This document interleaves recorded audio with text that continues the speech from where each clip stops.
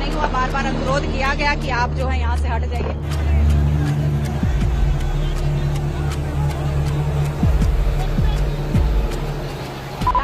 लाठीचार्ज नहीं हुआ।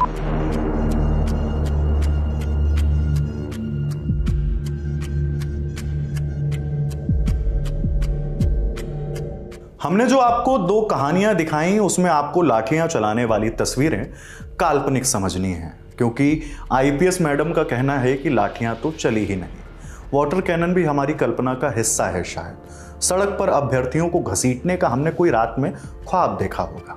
अभ्यर्थी हैं ही कहां, यह प्रदर्शन भी काल्पनिक है। बस सच है तो सिर्फ बिहार का प्रशासन और शासन। आप कह लीजिए कि 29 दिसंबर की शाम को प्रदर्शन जैसा कुछ हुआ ही नहीं।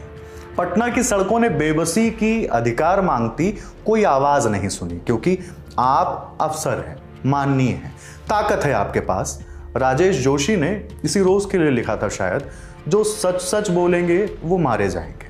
और बिहार में दूर दराज इलाकों से पटना में तैयारी करने वालों ने तो शायद कुछ ज्यादा ही उम्मीद कर ली थी सरकारी नौकरी की। कहा जाता है कि एक तस्वीर हजारों शब्दों के बराबर होती है। ये बात हम अपने घरों से सुनते आए हैं। पटना सेंट्रल की एसपी स्वीटी सहरावत ने फर्जी बता दिया उस तस्वीर को, और उसके साथ नत्थी हजारों शब्दों को भी। शायद लाठियों को तौलकर हौले से अभ्यर्थियों को छूने की बस रस्म निभाई गई है। लाठियां दम भर नहीं चलाई गईं। कड़कड़ाती ठंड के बीच माहौल में शायद कुछ गर्मी आ गई थी, तो पुलिस ने वाटर कैनन चलाकर माहौल बदलने की कोशिश की, मतलब उपकार किया है, और उद्देश्य बहुत साफ था। यही कहना है ना मैडम आपका? लाठीचार्ज नहीं हुआ, बार बार अनुरोध किया गया कि आप जो है यहाँ से हट जाइए। बिना किसी डिमांड के, बिना ही अपने प्रतिनिधियों को हमारे समक्ष उनके द्वारा रखा गया। आपके द्वारा भी उस चीज को कवर किया गया। हम स्वयं जो है माइकिंग कर रहे थे। हमने बार बार उनको बोला कि आपके प्रतिनिधि हमारे समक्ष नहीं आ रहे हैं, और जो भी इन लोगों को यहाँ तक मार्च करवाने के लिए लेकर आए थे वो इनका जो है छोड़ चुके हैं। उनको यहाँ छोड़कर वो निकले यहाँ से। उसके बाद भी हमने बोला कि आप जो है, आपकी जो भी मांगे हैं वो हमारे समक्ष रखिए, वार्तालाप के लिए हम लोग तैयार हैं। लेकिन वो यहाँ जमे रहे, अपनी हट पे अड़े रहे। बार बार अनुरोध करने के बाद भी धक्का मुक्की जो है अभ्यर्थियों द्वारा या जो भी उसमें लोग थे उनके द्वारा की गई, प्रशासन के साथ, हम लोगों के साथ, स्वयं हमारे साथ जो है धक्का मुक्की की गई। फिर भी हम लोग जो है अभ्यर्थियों के साथ खड़े थे, उनको समझा रहे थे। आखिरी में जो है मजबूर होकर हम लोगों के द्वारा वाटर कैनन का यूज किया गया।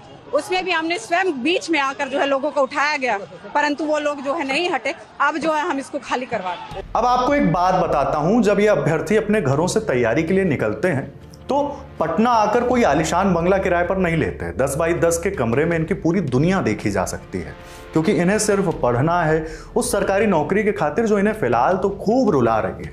उस नौकरी के चलते इनके कुकर में हर रोज दाल भात एक साथ पकता है, क्योंकि इससे खर्च और वक्त दोनों बचता है। ये अभ्यर्थी पता है क्यों सड़कों पर डटे थे? क्योंकि माँ बाप का जब भी गांव से फोन आता है तो एक सवाल पूछते हैं, बाबू अब की बार में नौकरी लग जाएगी ना? क्या क्या बताएं उन माता पिता को? ये कि अक्सर पेपर लीक हो जाता है, या ये कि ऐन मौके पर एग्जाम कैंसिल हो जाता है क्योंकि धांधली होने का डर था, या ये कि सेंटर का एग्जाम कैंसिल हो गया। खैर, शासन प्रशासन की अपनी अलग कहानियां हैं। बाकी स्वीटी सहरावत के साथ यह कोई पहला मौका नहीं है जब वो सवालों में फंसी हैं। इससे पहले भी एक वीडियो सामने आया था जिसमें वो पूर्व राज्यपाल निखिल कुमार से बहस करती हुई दिखाई दी थी। अब आपको इस वीडियो की कहानी के साथ साथ स्वीटी सहरावत के करियर के बारे में भी बताते हैं। पिछले साल सितंबर में आईपीएस स्वीटी सहरावत का एक वीडियो वायरल होता है। 4 सितंबर के इस वीडियो में IPS Sweety Sehrawat retired IPS पूर्व सांसद और केरल नागालैंड के पूर्व राज्यपाल निखिल कुमार से बहस करती नजर आ रही थी। उस समय आईपीएस स्वीटी सहरावत औरंगाबाद एएसपी के पद पर तैनात थी। आवाज में हम नहीं मिलती। क्यों नहीं मिलती है? No that's wrong, that's wrong. We have been in the IPS. We've met people at all times of the day and night. अगर आप हमें इंफॉर्मेशन देते हैं आधा घंटा पहले, तो हम इंफॉर्मेशन दिए हैं। पूर्व राज्यपाल निखिल कुमार चोरी की घटनाओं से जुड़ी शिकायत लेकर एएसपी स्वीटी से शिकायत करने पहुंचे थे।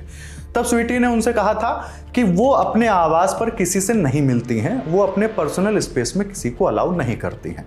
इतना सुनने के बाद निखिल कुमार नाराज हो गए। निखिल कुमार भी आईपीएस रह चुके हैं, पुलिस कमिश्नर तक की जिम्मेदारी भी निभा चुके हैं, तो उन्होंने आईपीएस स्वीटी को सारे कायदे कानून वहीं समझा दिए। आए हैं हम लोग, आपके शहर में चोरियां हो रही और उन पर आपने कोई प्रिवेंटिव स्टेप लिया है? अगर जो तो उसका असर नहीं पड़ा, और जो हो चुकी हैं उनका डिटेक्शन नहीं हुआ है। क्यों? You would like to know? ठीक है, आप ऑफिस में चलिए यहाँ। नहीं, मैं आप you are suppose to know everything. You are suppose to be supervising these cases. You must know. हम लोगों ने इसमें प्रिवेंटिव भी लिया है बहुत सारी। आप मुझे ये बताएं कि और हम इनसे कितना बार पर्सनली मिले भी हैं। आप बताइए। हम मिले मैडम, आप एसआईटी में आप ही नेतृत्व कर रहे हैं। हाँ जी। 4 सितंबर को हुए इस विवाद के बाद 13 सितंबर को तब आईपीएस स्वीटी सहरावत का ट्रांसफर कर दिया गया।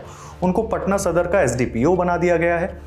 तब कई लोगों ने आईपीएस स्वीटी के ट्रांसफर को उनके वायरल वीडियो से जोड़कर देखा था। अब अगर आईपीएस स्वीटी सहरावत के करियर बैकग्राउंड की बात करें तो स्वीटी सहरावत ने 2019 में यूपीएससी क्रैक किया। उनकी ऑल इंडिया रैंक 187 थी। ट्रेनिंग के बाद वो आईपीएस बनी और काडर मिला बिहार का। स्वीटी दिल्ली की रहने वाली हैं और उनकी स्कूलिंग हरियाणा के सोनीपत में हुई। आईपीएस अधिकारी स्वीटी सहरावत के पिता दिल्ली पुलिस में हेड कांस्टेबल थे। साल 2013 में उनका निधन हो गया था। स्वीटी ने दूसरे अटेम्प्ट में यूपीएससी का एग्जाम क्लियर किया था। यह तो थी स्वीटी सहरावत की कहानी, लेकिन बीपीएससी के मुद्दे पर कोई फर्ज निभाने का दावा कर सकता है तो कोई खुद को मजबूर बता सकता है। अपने अपने पदों के बीच सब अभ्यर्थियों की मांगों को एक तरफ से दूसरी तरफ धकेल रहे हैं। बाकी राजनीतिक दुकानों के मालिक अपने अपने हिस्से की हमदर्दी बांटते रहेंगे। बच्चे फिलहाल डटे हुए हैं लगभग 13 दिनों से। द लल्लन टॉप आप तक सारी अपडेट्स पहुंचा रहा है। आप अपनी बात हमें कमेंट बॉक्स में बता सकते हैं। यह जानकारी आपके लिए जुटाई थी हमारी साथी सुप्रिया ने। शुक्रिया।